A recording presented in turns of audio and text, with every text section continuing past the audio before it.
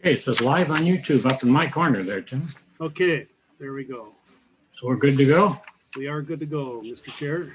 Okay, well, we'll begin our meeting then. Hi, I'm Don Fair, the chair of the Board of Adjustment for Cook County. And before we begin our meeting here, it's February 10th, I'm going to read a brief statement regarding our meetings during the COVID-19 pandemic.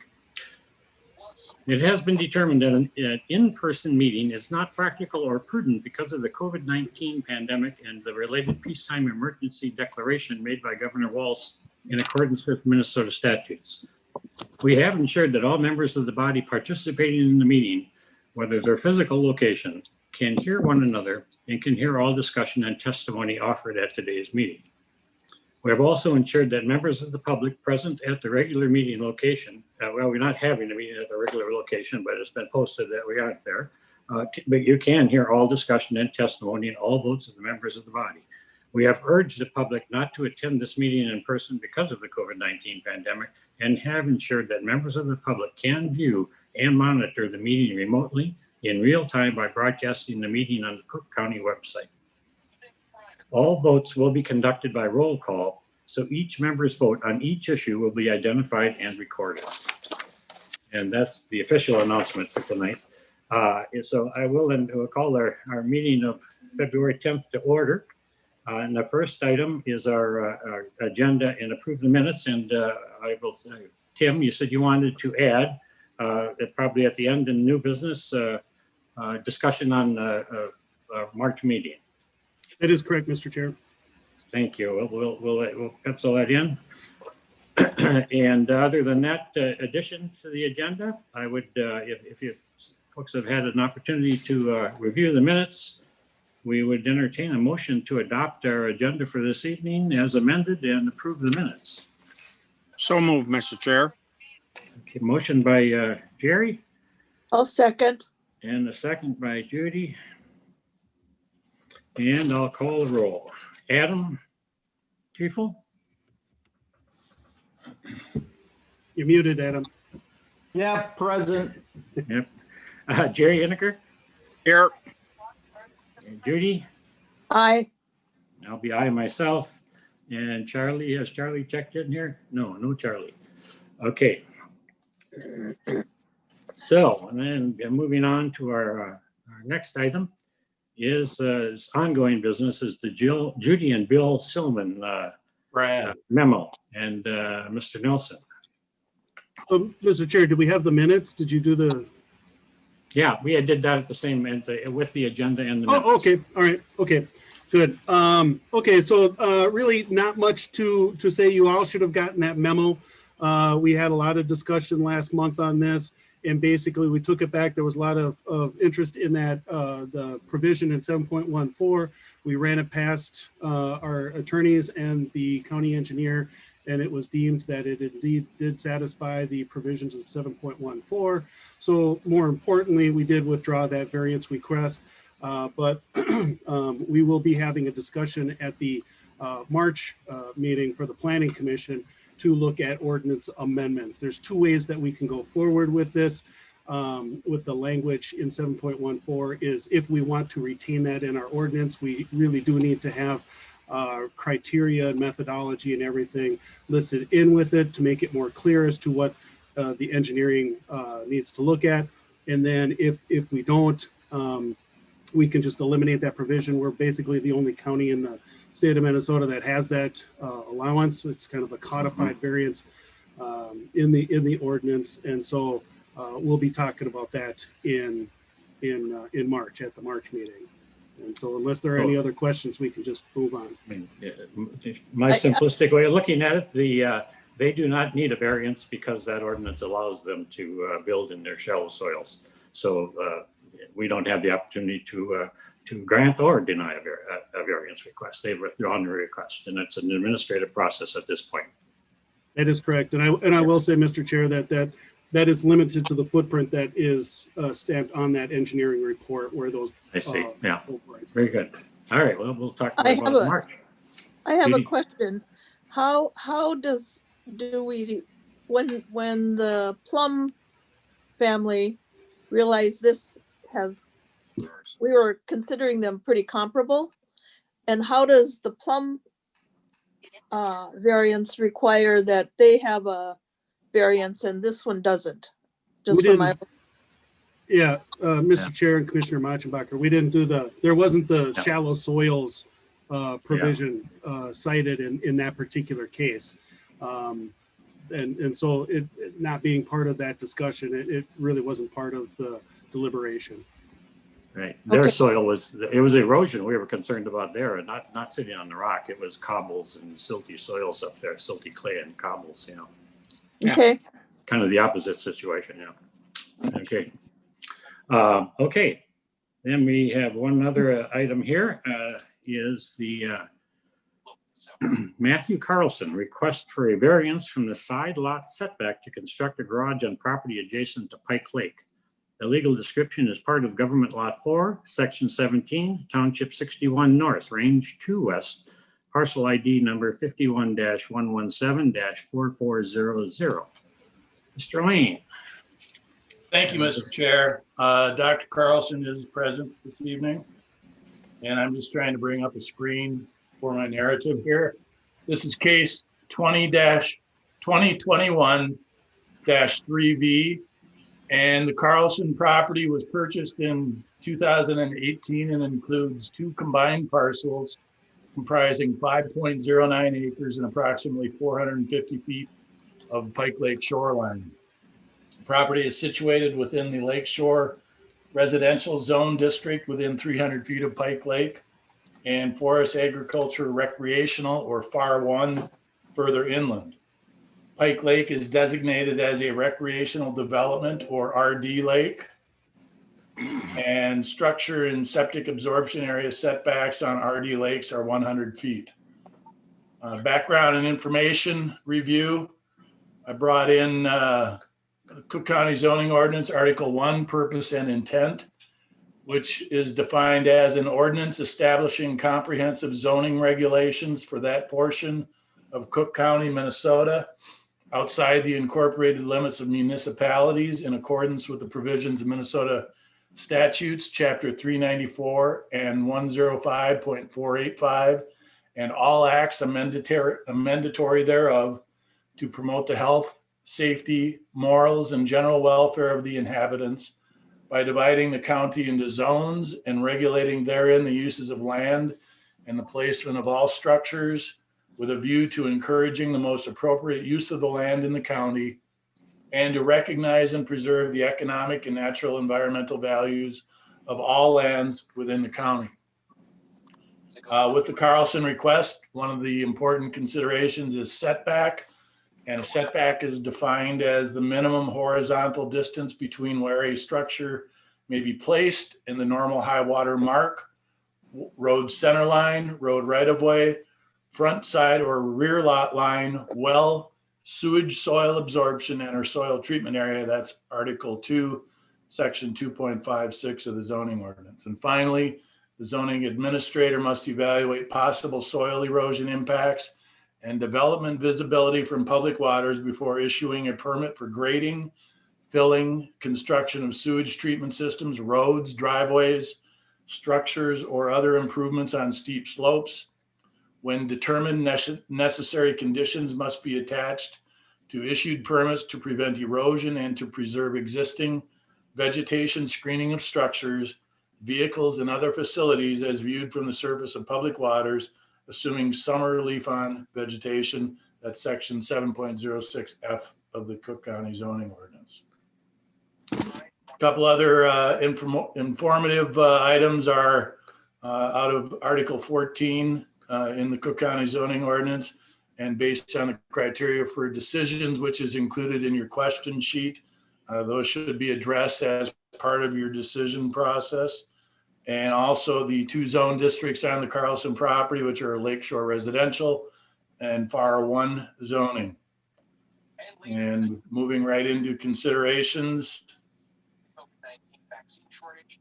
The Carlson parcels were in part created by a 4-parcel administrative subdivision approved for John and Maureen Maloney in 2018. That was administrative subdivision 2018-AS4. Carlson purchase of the lakefront tracts occurred in 2018, while the inland tract was purchased in 2019.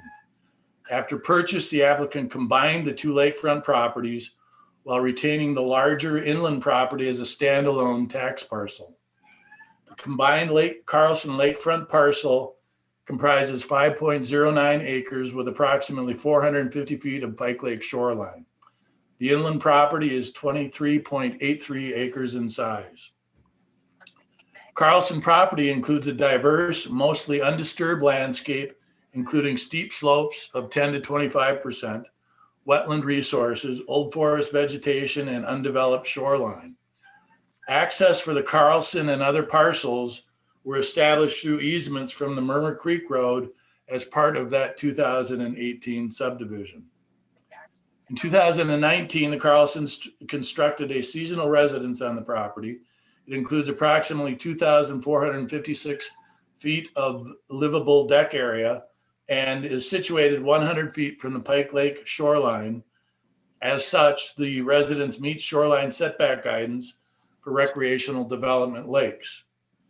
As presented, construction of the proposed 1,726 square foot garage, and that's vertical square footage, would occur within the shoreline parcel, approximately 370 feet from the Pike Lake shoreline and 250 feet from the residence.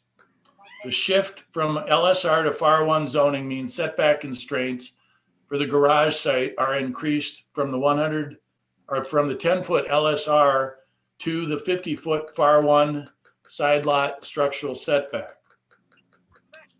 The applicant has described a variance as necessary to avoid wetland impacts delineated for the subdivision process and removal of old forest cedar and spruce, and to avoid large-scale landscaping issues caused by steep slopes and site prep excavation.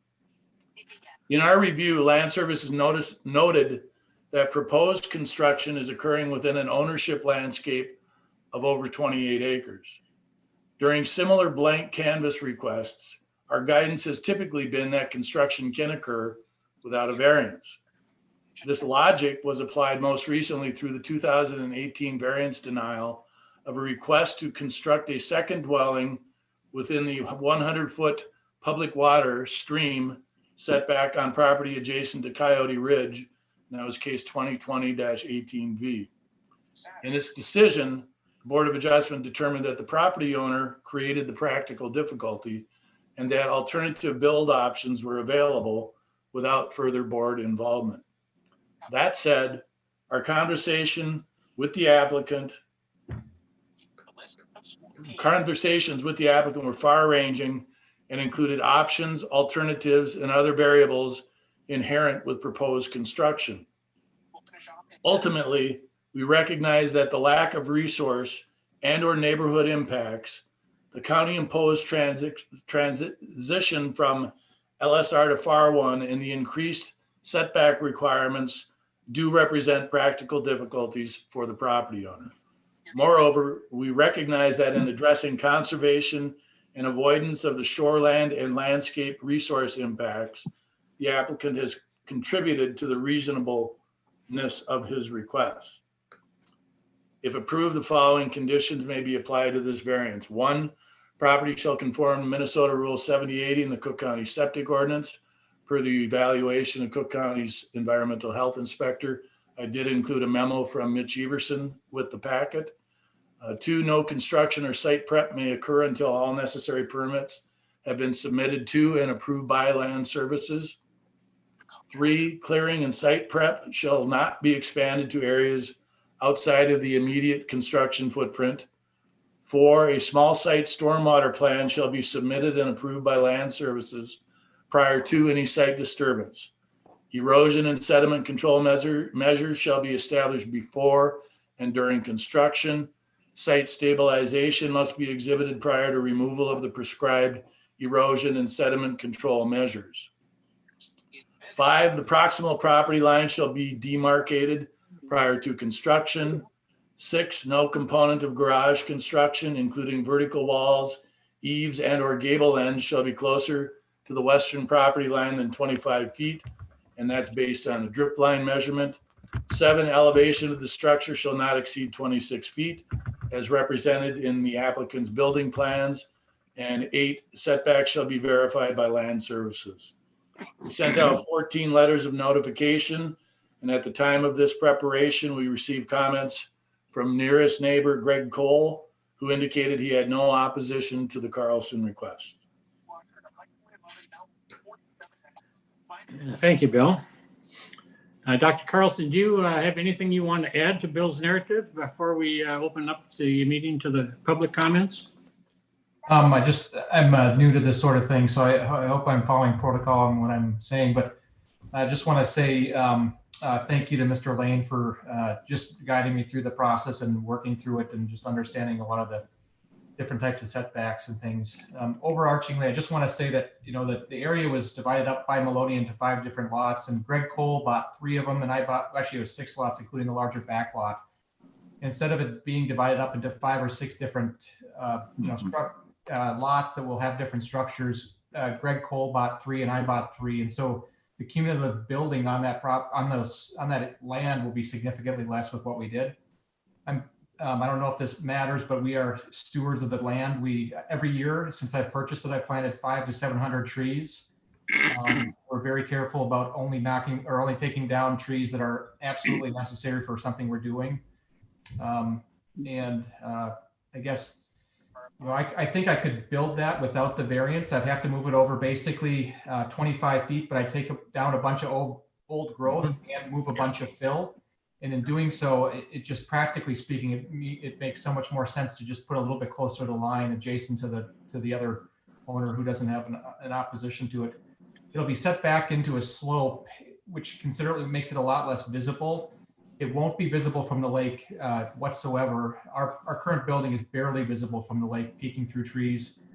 And then even the building, the garage will not be visible to our neighbor unless he comes around the bend. There's basically a bend with a hill going up. So it's essentially nobody could see it unless they came into our property. We've kind of considered all the different aspects. The biggest thing is, even though we do have a large lot considering the back lot, the slope behind the building that we're proposing to put up is unpassable. It's not connectable. You have to actually get to the upper lot area. You have to go all the way out to Murmur Creek, essentially, or closer to Kevin Betch's property to get up there. So it wouldn't be that we could just make a steep driveway up there or something and use the upper lot. We plan to never develop the upper lot. We actually wanted that as kind of a buffer from Murmur Creeks to reduce traffic back there and in land usage. But from my perspective, understanding the areas that have been designated wetlands and the slope that's on the property and everything, this is the most reasonable plan. This would only basically involve taking down moose maple and then essentially one conifer that's about 20 feet tall. I would leave all the other old growth undisturbed. So it makes sense to me, but it just it will be a little, it'll be within 25 feet of adjacent lot. Very good. Thank you. I'm going to open it up to the public. If there's, I don't see anyone online here, Tim. That's the only way you could comment, was to be signed in here, wasn't it? Yeah, we can be listening, but not. Anyway, we'll open this to public comment at this point. If there is anyone from the public that wishes to comment on the Carlson request for a variance from the side lot setback adjacent to Pike Lake, now is your opportunity. I don't see anybody popping on here real quickly, so I guess we'll close the public hearing and ask if commissioners, if anyone has any questions or concerns they'd like to voice. Mr. Chair, Yes, sir. I do have one observation here. Maybe it's not necessarily specific to this particular request, but it's in general. We find a number of requests that involve multiple zones where the rules and regulations are different on different parts of the property. I'm wondering if there isn't some way we can take a look at resolving some of those conflicts and making a uniform single site application of the code, as long as the parcel is being managed as a single unit. It seems to me that there would be some simplification in some of these applications if we could do something like that. I don't know if it's possible or not. It's just it's something that kind of begs the question, I guess. Mr. Nelson. Yeah, thank you, Mr. Chair and Jerry. That is a good question. I mean, we've run into this time and time again, and it does happen more so right either in the R1 or the LSR districts where it only goes so deep, and then the backlying other zones take over, and can become much more restrictive in terms of setback distances and such. The problem is there are so many different configurations and so many gyrations to have to work out, and that might ultimately make sense for one particular parcel, but might not make sense for other particular parcels. That, you know, in deliberating, we've kind of found that this is really the way to deal with it is kind of a one-on-one in dealing with each property in its own characteristics and relation to the other properties around it, like the character of the locality kind of aspect of looking at it, which is part of the criteria in determining a variance. So it is actually, even though yes, it seems cumbersome to deal with this on a parcel by parcel basis, it ends up being much more simplistic and much more focused to be able to look at it and how each particular request would impact the character of its own specific locality rather than a blanket wide. Well, I mean, and I appreciate that answer, because it just I wondered whether that was the case or not, and I guess you're suggesting that you're satisfied with the process as it stands, and we'll deal with it on a case by case basis. No problem with that. And I will, Mr. Chair, if I could just add real quick, Okay. that in other counties, I mean, we're a little unique again in Cook County in the fact that we've taken the shoreland and we've condensed it to our FA or our R1 and our LSR is only 300 feet deep, whereas the shoreland requirements are 1,000 feet. Most other counties, their zone districts are based 1,000 feet away, and then they have tiered development from the lakeshore water all the way back. And you know, when we originated the zoning, it was determined that this was kind of the better way for Cook County to do it. So, no, I appreciate that. Thank you. All right. Thank you. Anyone want to comment on the Carlson request? I'll say that I did visit the property and I agree, and I think this is probably a good example of this use of variance in that. As you said, they have a large property. You could build this building other places, but as it is, they're building it back quite far from their home. You're gonna hike a little ways just to get to your garage, and next a side yard setback to the neighbor who is far setback and has in fact issued his support. I mean, I do support this request. I believe it seems reasonable and what should be done. Thank you. Bill, did you have something? Yeah, I just wanted to, one of the things that I read at the start of this was Article 7.06F, which describes we have to consider the view shed and the view from the lake. The north shore of Pike Lake, immediately north of the Carlson property, is uninhabited. So that isn't going to be an impact on that. Just a consideration for you. Yeah, it appears like if we are trying to be good stewards of the environment and protect the lake, because probably the biggest thing in that particular area, and it has to set well back from the lake. We're often dealing with people that want things 50 feet from the lake. We're well back from the lake, and it seems to be a good use of the property in my estimation. Other thoughts? I totally support this. It seems really reasonable and like they've been working with land services on it too. And so it seems a no-brainer for me to approve of this. Good, thank you, Adam. I'm going to add something, and I'm going to. This is not particular to this particular parcel, but I'm just going to put it in there since we're talking about this kind of parcel. And I mentioned it earlier to Tim or Bill, one of you guys. Anyway, it is the term we use of a garage. That 1,800 square foot building is a garage, and that's really I mean, and I said I support this request. I'm not going to argue against this request, but at some point we have to just say we kind of deem garages as kind of a necessity for folks. When it gets to this size of a building, I just wonder about our terminology sometimes. That's all. But I support it. I support the Carlson request. Other comments or motions? I hear you, Don, and when people reside up here, they have boats, they have snowmobiles, Yeah. they have canoes, they have camping, and if we can keep all of that inside a building, Yeah. it's so much better than strung all over the yard. I guess, Judy, maybe I just don't like it because it's 4 foot wider than mine and 8 feet longer. So that might be my problem. Kind of a That could be man. my problem, I guess. I know that's, as I said, I don't disagree with this request at all. The only thing I would say and ask Dr. Carlson was, it is a big building. There isn't going to be any living quarters in this building at all. There's no bedrooms or bathrooms? Gonna be a single floor, no loft, no bathrooms. I mean, eventually I might create a small heated workspace, but that's not in imminent plans. It's just gonna be open space for storage, just for the things that Judy had mentioned, the pontoon and a couple other things. So they're not now we put them offsite in an offsite storage and pay for it every year. We Sure.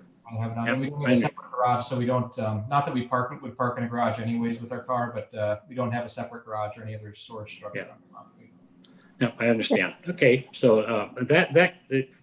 I wonder if that would be something to add as a condition. I have to get this thing made. Sheet shut down on me. The conditions here we had, what were they? If approved, we have 8 conditions. Am I on the right sheet here, guys? Yeah, page 17 and 26. If we should consider adding a condition that there is no habitation, sleeping quarters in the building. If someday you decide to do that, that's something you could deal with. But at this point, we're just noting that wouldn't be the case here. I have no objection that we won't be insulating it or anything. I mean, it's, yeah. Sure. No Very good. So I would just propose that we add a 9th condition stating that there's no sleeping quarters or what we say. I think that's probably if staff has a better terminology, I'd be welcome to it. I think one of the reasons for putting that there is the next person who buys it might turn it into 4 cabin units. Yeah. So it's big enough where you could do something like that. That's right. So it's a this big will building. retain So. the original purpose. Mr. Nelson? Yes, Mr. Chair. One thing to consider is that we do have the allowance, and that can be put in there because this is a variance. It's a special request, and it goes, outside of the normal bounds of the ordinance provisions and such. But properties are allowed for a main cabin and a guest cabin or a secondary type of residence. So typically, if we do have a larger garage, and some people do end up putting a loft in there, if they follow all of the criteria for septics and everything else, they can be allowed. But that being said, because this is a variance, you can put that provision in there. Well, it would not be my intent that would preclude them from putting plumbing and sleeping in there someday, if in fact they chose to do that and it met all of the requirements. I mean, I'm not trying to put some serious restriction on, but at the same time, it is a variance, and I don't know. What are others' thoughts on that? Perhaps the condition can be added that no living quarters shall be put into the structure without prior approval through the land services Yeah, department. that's my intent right there. Yeah, that's fine. So we'll add that as item condition number 9, without the required permitting of land services in the future. That's fine with me. Okay, so we have we don't have a motion, do we? I just added a condition before we talked about motions. So does anyone have a motion for me or any further discussion? I would motion to approve with the 9 conditions, 8 as written and the 9th one added. And I'll just note that Charlie did join us about 5:05 or so. So yeah, Commissioner Laboda has made the motion to approve the variance request with the addition of 1 additional condition. So we have 9 conditions. Do we have a second to that? I'll second it. Adam is seconding. Okay. Further discussion? Okay, hearing none. I'll call the roll. Adam Treefel. Aye to approve. Yes. Jerry Henniker. Aye. Judy Machenbacher. Aye. I myself, Charlie Laboda. Aye. Very good. You have been granted your variance, sir. And we are going to move on then to, we have 1 additional item that we had in the beginning of the meeting there. Charlie, you didn't probably hear that. We're going to have a little discussion about a meeting, perhaps a special meeting or not, in March to work on some ordinances. Is that Tim? Yes, thanks, Mr. Chair. And Bill can chime in here too as well in terms of how much agenda items are set for the Planning Commission for the March meeting, but we are looking to bring forward some ordinance amendments in the sign ordinance, the vacation rental ordinance, and the zoning ordinance. And there could be plenty of them to be able to warrant a special meeting if we wanted to just have a focused ordinance meeting, if we wanted to arrange one. Basically, when we do set a special meeting, it's like 2 weeks after the normal meeting. So our next meeting is March 10th. So then it would be March 24th would be the next one, if I got that date right. Yeah, I believe I did. And so, or if the materials are light, or the agenda's light for the March meeting, we could also do it on that. And I wanted to get a feel of the board, since there's 6 out of the 7 planning commission members. Wait, what's March look like there, Bill? Right now for the planning commission, we have a rezone request in Lutzen. And we're currently, that's the planning commission item, but then we have 4 variances Oh, for the okay. Board of Adjustment. Okay. So that could. Yeah, could be an evening's work there. Yeah. What are folks' thoughts about that? Do you want to set aside an extra day in March to deal with ordinances? Or you want to gang up and make a long night of one? No. It seems No. Okay. sense to segregate Yeah. Okay. threats from ordinance development and language. Yeah. Well, what do And we, go ahead. I would think the second meeting, but I'd also kind of like to look at any areas that we've got a couple new board people, and any areas that are new zoning that from the state, or kind of a workshop type deal, as long as amending ordinances. And kind of some of the getting kind of all on the same page as to how we work and what we do. Mm-hmm. Sounds reasonable. I'll bring the cookies. Yeah. Yeah. I'll eat them all. So do we have time to, days or times we're talking about here, Tim? Well, as I mentioned, March, when we do it, we try to get it split it in between so they're not like stacked up together, but we could do it together.